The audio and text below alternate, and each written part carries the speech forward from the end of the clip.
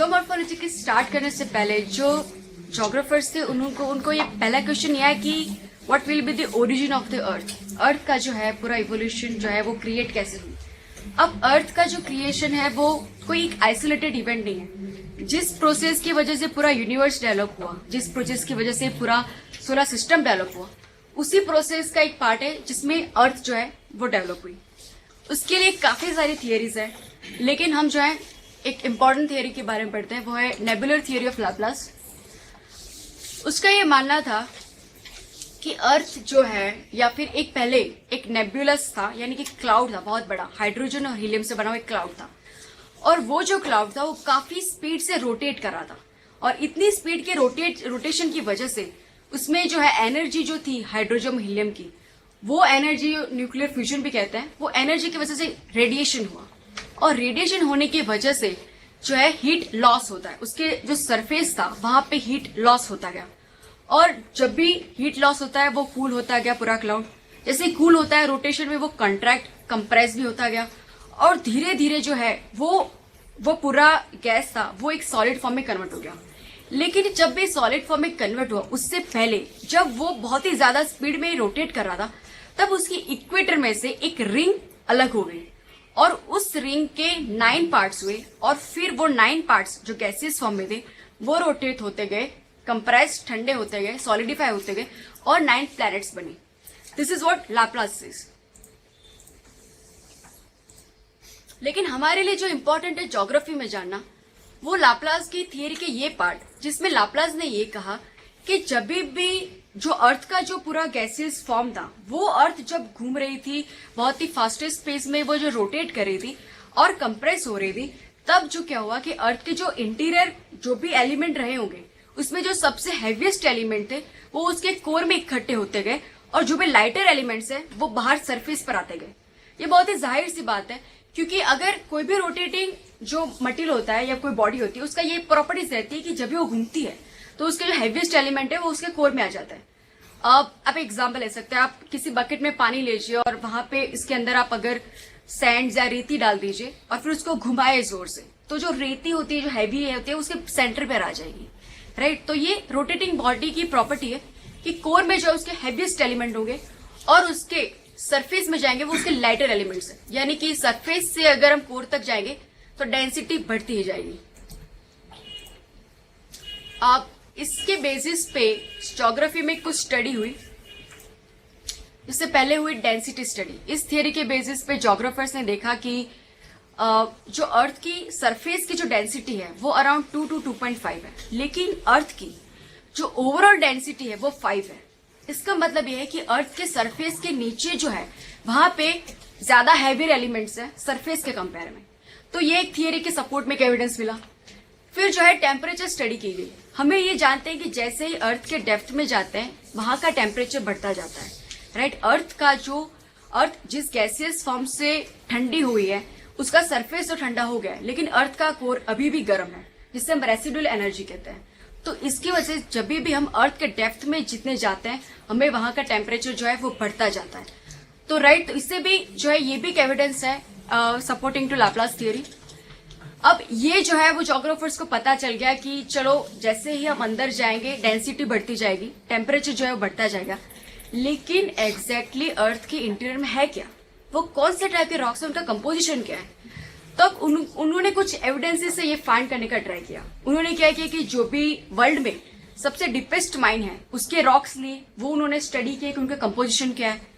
फिर जो है हमारे वोल्केनिक रॉक्स हैं उनका उन्होंने स्टडी किया और जाना कि उनके कंपोजिशन क्या है। लेकिन ये जो एविडेंस थी उनकी लिमिटेशंस थी, क्योंकि अर्थ पे जितनी भी माइन्स हैं या वोल्केनोज हैं वो अर्थ के सरफेस के 100 किलोमीटर हैं उतने तक ही लिमिटेड है। मतलब 100 किलोमीटर के बियॉन्ड में किस तरह के रॉक्स है वो नहीं पता किया जा सकता। उन्होंने एक इनडायरेक्ट एविडेंसेस ट्राई किए ज्योग्राफर्स ने। उन्होंने क्या किया कि मून से जो सैंपल्स लाए गए हैं, मार्स से लाए गए, मंगल से, वो उन्होंने स्टडी की। कोई मेटियोराइट्स हैं उनके स्टडी की और उनके कॉमन एलिमेंट्स फाइंड किए कि इन सब में अगर ये कॉमन एलिमेंट्स मिल रहे हैं तो अर्थ के अंदर भी शायद ये एलिमेंट्स होने चाहिए। लेकिन ये भी तो हम कंफर्म नहीं कह सकते कि उनमें जो मिल रहा है अर्थ में भी वैसे ही एलिमेंट्स मिलेंगे, राइट। तो फिर अर्थ का जो है इंटीरियर किस प्रकार का है, वहां पे क्या स्ट्रक्चर है। ये जो पूरा स्ट्रक्चर जो है हमें मिला, उससे पहले मैं एक पर्सनालिटी से आपको इंट्रोड्यूस करना चाहती हूँ। ये ज्योग्राफर है, उसका नाम है एडवर्ड स्विस। उसने ये जो सारी स्टडीज थी डेंसिटी और टेम्परेचर की, उसके ऊपर उसने एक थियरी बनाया और उसका ये कहना था कि अर्थ का जो कोर है, इंटीरियर पार्ट है, वो निकल और आयरन का बना हुआ है। उसके ऊपर का जो लेयर है, जिसे उसने एक कॉन्टिनेंटल क्रस्ट कहा, वो सीमा यानी सिलिकॉन और मैंगनीज का बना हुआ है। और उसके ऊपर जो कॉन्टिनेंटल क्रस्ट है सबसे ऊपर का, वो जो है सिलिकॉन और एल्यूमिनियम का बना हुआ है। एडवर्ड का जो थियरी थी, उसने ये बताया कि सिर्फ अर्थ का जो इंटीरियर टू सरफेस, वो सिर्फ 3 लेयर का है, सियाल, सीमा और कोर। और जो सियाल है वो कॉन्टिनेंटल क्रस्ट है और सीमा जो है वो ओशनिक क्रस्ट है। अब ये काफी सिंपलिस्टिक मॉडल है और आज जो है इसको रिजेक्ट किया गया है। आज भी मैं लेकिन ये इसलिए आपको बता रही हूँ क्योंकि आज भी अगर आप ओल्ड एनसीईआरटीज पढ़ेंगे तो आपको सियाल सीमा का रेफरेंस मिलेगा, लेकिन हमें ये समझना है कि हमें हमारी आंसर शीट में सियाल सीमा का जिक्र नहीं आना चाहिए। This is the outdated information. Lecture के लेटर पोर्शन में हम देखेंगे कि रियल चीज क्या है, why Edward Suess is wrong. अब एडवर्ड स्विस रॉन्ग है तो क्या सच्चाई है? इसके लिए ज्योग्राफर्स ने कुछ इनडायरेक्ट स्टडी की गई और उसके लिए सिस्मिक वेव्स का यूज किया गया। सिस्मिक वेव्स यानी अर्थक्वेक वेव्स, जिससे अर्थक्वेक अर्थ पर आता है। अब ये जो सिस्मिक वेव्स हैं वो मैकेनिकल वेव्स हैं, यानी कि इस वेव्स को पास होने के लिए कोई ना कोई मीडियम की जरूरत होती है, या फिर वो सॉलिड हो, गैसियस हो या लिक्विड हो। वो वैक्यूम में से पास नहीं हो सकते, राइट। तो इस सिस्मिक वेव्स जो हैं उनकी ये प्रॉपर्टी है कि वो जिस मीडियम से अगर पास हो रहे हैं, अगर कोई मीडियम चेंज हो रहा है तो उनका बिहेवियर भी चेंज हो जाएगा। इसलिए उनके बिहेवियर चेंजेस के आधार पर अर्थ के कुछ लेयर्स पाए गए। अब ये जो सिस्मिक वेव्स है उसके 2 इंपॉर्टेंट वेव्स है, वैसे उसके 4 वेव्स है, P, S, L, R, but हमारी स्टडी के लिए जो वेव्स की हमें जरूरत है वो है 2 waves, primary waves and secondary waves. इन दोनों की प्रॉपर्टी है, पी एस जो वेव है वो सिर्फ सॉलिड और गैसियस मीडियम में से पास होता है, वो लिक्विड मीडियम से पास नहीं हो पाएगा। लेकिन जो प्राइमरी वेव है वो तीनों मीडियम से पास हो पाता है, लेकिन सॉलिड मीडियम में वो सबसे फास्टेस्ट होगा, लिक्विड में उसकी स्पीड कम हो जाएगी, गैसियस में उसकी स्पीड जो है वो लिस्ट हो जाएगी। अर्थ के नॉर्थ पोल में से अगर एस वेव को इस तरह से प्रोपोगेट किया जाए तो एस वेव हर एक लेयर में से इस तरह से पास होता है। वो इस तरह से वेवी इसलिए हो रहा है कि वहां पे कुछ ना कुछ डेंसिटी के चेंजेस आ रहे हैं, इसलिए वो इस तरह से पास हो रहा है। लेकिन एक ऐसी डेप्थ जिसे 2900 किलोमीटर की डेप्थ पे एस वेव जो है वो प्रोपोगेट होना बंद कर देता है। यहां से आगे एस वेव हमें नहीं मिलता है। इसका मतलब हम ये भी निकाल सकते हैं कि ये जो पूरा रीजन होगा बियॉन्ड 2900 किलोमीटर्स, ये जो लेयर है वो लिक्विड होना चाहिए, क्योंकि इसी वजह से जो है एस लेयर वो वहां पे पास नहीं हो रहा है। हमें कंफर्म करने के लिए पी वेव्स को भी प्रोपोगेट किया। नॉर्थ पोल से पी वेव को प्रोपोगेट करने पर उसने सेम बिहेवियर दिखा जैसे एस का था, लेकिन बस वही डेप्थ पे 2900 किलोमीटर की डेप्थ पे उसने डिफ्लेक्ट किया। वो पास हुआ लेकिन उसकी स्पीड जो है वो कम हो गई। तो ये कंफर्म हो गया कि ये जो लेयर था वो लिक्विड है। और फिर एक ऐसी डेप्थ पे जो है पी जो है वेव है वो यहां से पास हुआ, लेकिन उसकी स्पीड सबसे ज्यादा थी। मतलब ये पूरे रीजन में पास हो रहा था, उससे भी ज्यादा यहाँ पे उसे सबसे ज्यादा उसकी स्पीड थी। फिर से वो रिफ्लेक्ट किया, उसकी स्पीड कम हो गई और फिर यहाँ पे वो जो है उसकी स्पीड ज्यादा बढ़ गई। तो हमें इससे ये पता चला कि ये जो लेयर है वो लिक्विड होना चाहिए और ये जो लेयर है वो सॉलिड होना चाहिए। कुछ इस तरह से हमें ऑब्जर्वेशन मिले। ये जो है कॉन्टिनेंटल क्रस्ट कहा जाता है, जो ग्रीन कलर का है, और जो ब्लू है वो उसे ओशनिक क्रस्ट कहते हैं। जब यहां से पी व एस वेव पास हुए तो ये जो पूरा फर्स्ट लेयर था वहां से पी और एस की काफी अच्छी स्पीड थी, ज्यादा स्पीड थी। उससे हमें ये पता चलता है कि ये जो लेयर है वो सॉलिड है, ब्रिटल है, और जिसे हम लिथोस्फीयर कहते हैं। उसके नीचे जो एक लेयर था वहां पे पी और एस की वेलोसिटी कम हो रही है, राइट, लेकिन एस पास हो रहा है। इसका मतलब ये लिक्विड तो नहीं है, लेकिन ये जो एस्थेनोस्फीयर जो लेयर है वो सेमी प्लास्टिक सेमी मोल्टन है। मतलब एक सॉलिड और लिक्विड के बीच का जो एक फॉर्म होता है वो उसका मीडियम है एस्थेनोस्फीयर का। उसके बाद जो है मेंटल में पी और एस दोनों की स्पीड जो है वो बढ़ गई। इसका मतलब ये था कि एस्थेनोस्फीयर जो है उसके बियॉन्ड जो रॉक्स है वो डेंस है। उसके बाद जो आउटर कोर था वहां पे तो एस पास ही नहीं हुआ, राइट। तो इसलिए ये जो है हमारा आउटर कोर वो लिक्विड होना चाहिए। और लास्ट में पी की जो स्पीड है वो सबसे ज्यादा हो गई, इसलिए हमें इनर कोर कहते हैं जो सॉलिड है।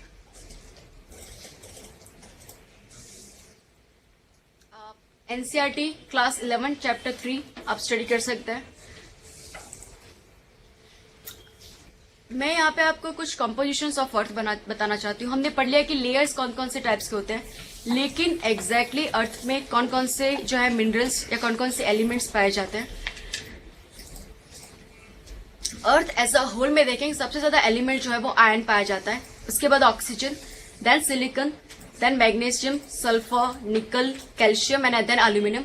बट अर्थ के सिर्फ क्रस्ट की हम बात करें तो सबसे ज्यादा एलिमेंट ऑक्सीजन है, then silicon, then aluminium, then iron, then calcium, then magnesium, then sodium and then potassium.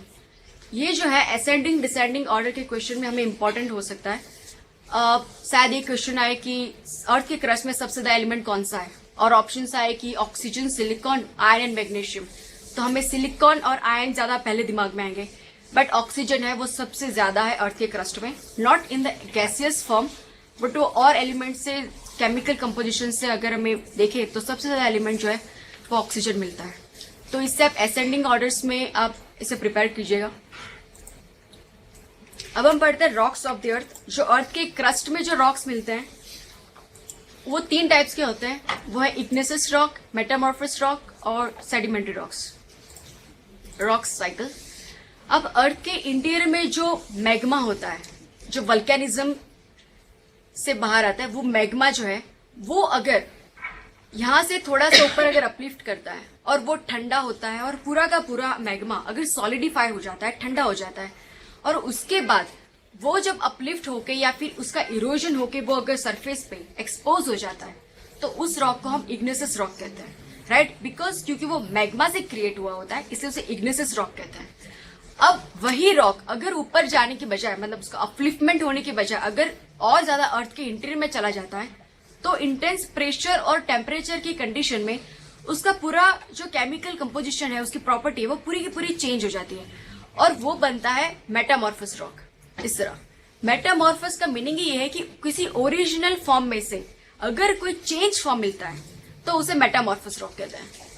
इस तरह से अगर ये मेटामॉर्फस रॉक और इग्नेसियस रॉक दोनों ही अपलिफ्ट होते हैं या उनका इरोजन होता है और एक्सपोज हो जाते हैं, तब क्या होगा कि उनका इरोजन होगा। इरोजन के काफी सारे एजेंट्स हैं, जैसे इरोजन रिवर से भी हो सकता है, विंड से भी हो सकता है, ग्लेशियर से हो सकता है, राइट। तो इन सभी वेव से भी हो सकता है। तो इन सब इरोजन एजेंट की वजह से क्या होगा कि वो रॉक्स जो है वो पेबल्स, स्टोन्स में कन्वर्ट हो जाएंगे, फिर सैंड्स और ग्रैन्यूल्स बन जाएंगी, फिर जो है इस तरह से सैंड का उनका लेयर बनता जाएगा। फिर ये होगा कि सबसे नीचे का जो बॉटम लेयर है सैंड्स का वो काफी वेट महसूस करेगा बिकॉज ऑफ ओवरलाइंग लेयर। तो प्रेशर आता जाएगा बॉटम लेयर पे और इतना ज्यादा प्रेशर हो जाएगा कि वो जो है वो सॉलिडिफाइड होना चालू हो जाएगा। उसे कंपैक्शन और कंप्रेशन की वजह से वो जो लेयर है वो सॉलिड हो जाएगा और वो जो रॉक्स बनता है उसे सेडिमेंट्री रॉक्स कहते हैं।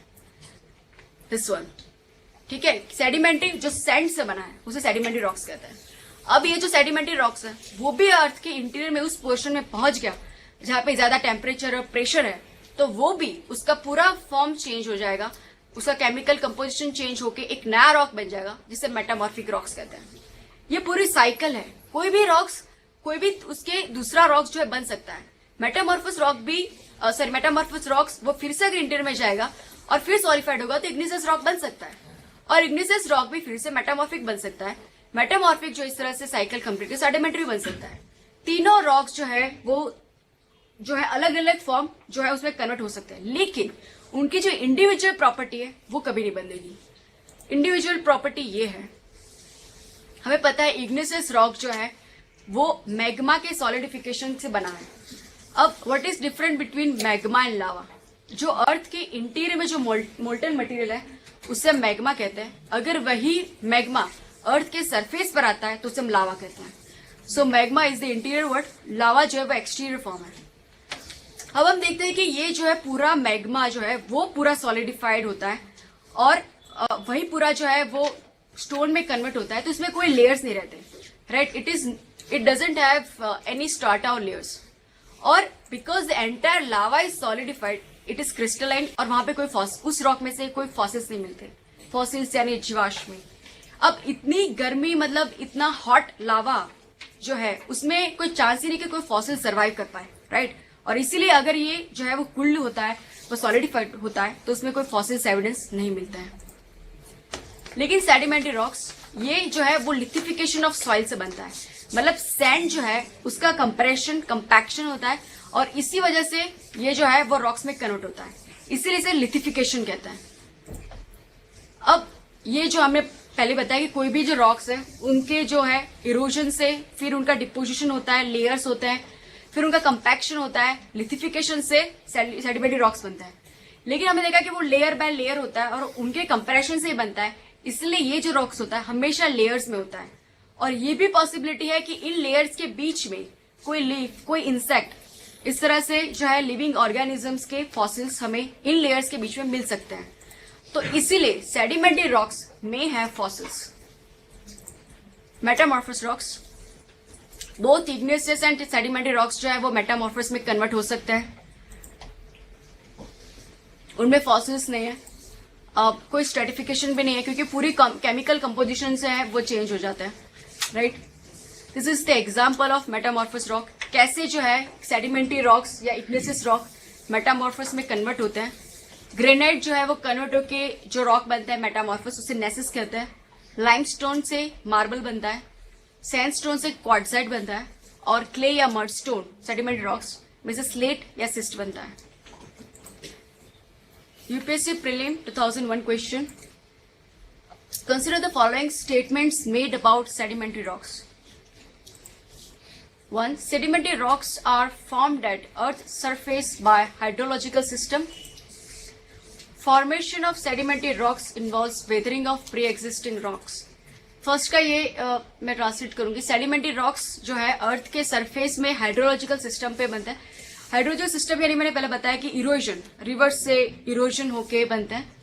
Formation of sedimentary rocks involves weathering of pre existing rocks, पहले जो है रॉक्स उसी से वेदर होके बनते हैं।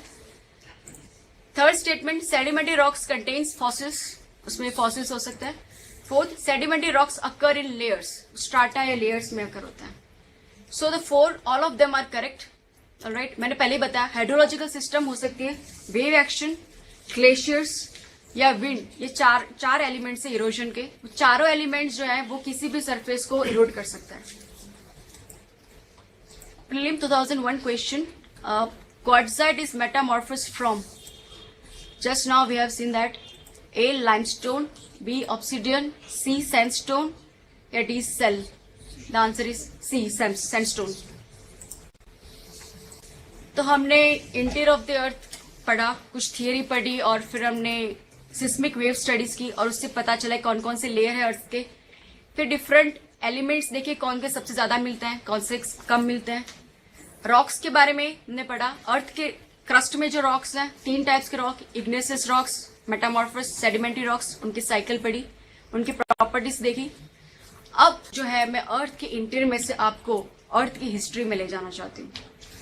अर्थ की जो जियोलॉजिकल हिस्ट्री है, अर्थ जो है वो 4.6 बिलियन ईयर्स ओल्ड है और 4.6 बिलियन ईयर्स जब उसका एवोल्यूशन हुआ और 3.5 बिलियन मतलब 1 बिलियन ईयर के बीच में अर्थ में कोई भी लाइफ नहीं थी। इससे हम प्रेटेरोजोइक एरा कहते हैं। और फिर 3.5 बिलियन टू 2.5 बिलियन ईयर्स के दौरान अर्थ में जो है फर्स्ट लाइफ फॉर्म का जो है इवोल्यूशन हुआ और फिर 2.5 टू 5.5 बिलियन ईयर्स के बीच में फर्स्ट फिश इवॉल्व हुई। ये ज्यादा न्यूमेरिकल्स और पीरियड्स जो है आप याद ना रख पाए, that is okay, that only for background में आपको ले रही हूँ। कभी इसका डायरेक्ट क्वेश्चंस नहीं आएगा कि ये एरा और ये एरा के बीच में कौन सा एरा है, ऐसा कुछ नहीं आएगा। बट मैं आपको पूरी हिस्ट्री में ले जाना चाहती हूँ, that is I am giving the background. 4.445 million to 245 million के बीच में जो है उस एरा को कार्बोनिफेरस एरा कहते हैं। और वहां पे इसका इंपॉर्टेंस ये है कि हमारे वर्ल्ड में आज जितनी भी बड़ी बड़ी और गुड कोल माइंस हैं वो इस एरा में डेवलप हुई है। कोल कैसे डेवलप होता है हम सब जानते हैं कि कोई भी डेंस फॉरेस्ट होता है, अगर वो अर्थ के इंटीरियर में कुछ ऐसी पोजीशन है, ऐसी डेप्थ में वो सबमर्ज होता है, तो वो प्रेशर और टेम्परेचर कंडीशन में उस डेंस फॉरेस्ट का वुड जो है वो कोल में कन्वर्ट हो जाता है, राइट। इंडिया में काफी तादाद में कोल मिलता है, लेकिन वो इस एरा में नहीं बना है, उससे लेटेस्ट स्टेज में बना है। इसीलिए इंडिया का जो कोल है वो इतना हाई क्वालिटी कोल नहीं है, जो एंथ्रेसाइट कोल कहते हैं वो इसीलिए नहीं है। जो रशिया में, यूके में, जर्मनी में और यूएसए में जो पाया जाता है कोल, वो जो है दुनिया की सबसे अच्छा कोल, सबसे बड़ी माइंस जो है वो इस कार्बोनिफेरस में डेवलप हुई है। दैट इज उनका कोल जो है हमारे कोल से ज्यादा क्वालिटेटिव है। उसके बाद जो एरा है उसमें रेप्टाइल्स, यहाँ पे आप देख सकते हो उसके सब डिवीजन ही ऐसा है, ट्रियासिक, जुरासिक और उसे क्रेटासियस एरा कहते हैं। जुरासिक नाम से पता चल जाता है कि इस एरा के दौरान जो है वो डायनासोर्स जो है वो इवॉल्व हुए और इस एरा के एंड में वो एक्सटिंक्ट भी हो गए।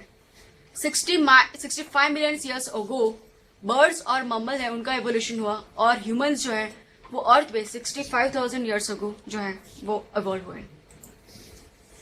हमें पता चल गया कि पहले कौन इवॉल्व हुआ था, पहले फिश, फिर reptiles and then birds, mammals and humans. लेकिन अर्थ की हिस्ट्री इतनी सिंपल नहीं है, क्योंकि अर्थ का जो फेस है वो ही परमानेंट नहीं रहा है। आज जिस पोजीशन पे हमारे कॉन्टिनेंट्स हैं, हमेशा से उसी जगह पे कॉन्टिनेंट्स नहीं थे, वो काफी अलग अलग जगहों पे वो जो है वो ड्रिफ्ट कर चुके हैं।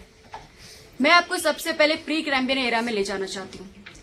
इस एरा यानी कि प्री कैम्ब्रियन यानी 4.6 बिलियन जब अर्थ की शुरुआत हुई थी और जब क्रिएशन हुआ, उस प्री कैम्ब्रियन एरा में एक ही कॉन्टिनेंट था जिसे रोडिना कहते हैं, सुपर कॉन्टिनेंट कहते हैं उसको, और एक ही जो है ओशन हुआ, एक ही बॉडी, वाटर बॉडी थी, राइट। तो ये जो है उसे रोडिना कहते हैं। लेकिन पैलेसोइक एरा में रोडिना जो है वो ब्रेकअप हो गया। आप देख सकते हैं यहाँ पे अलग अलग जो है पार्ट्स हो गए। इंडिया जो है यहाँ पे ऑस्ट्रेलिया है, यहाँ पे China, north China, south China. अरे वाह, चाइना कितना दूर है इंडिया से, कितना अच्छा है, नो डिफेंस इश्यूज, ऐसा ही होता। अगेन इन द पेंजिया जो सॉरी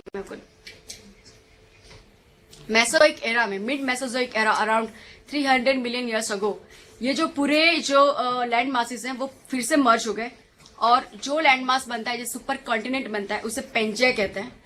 और जो सुपर ओशन है, एक वन वाटर बॉडी है, उसे पैंथलासा कहते हैं। बट फिर से उन सबके बीच में बनी नहीं और अगेन दे डिवाइडेड।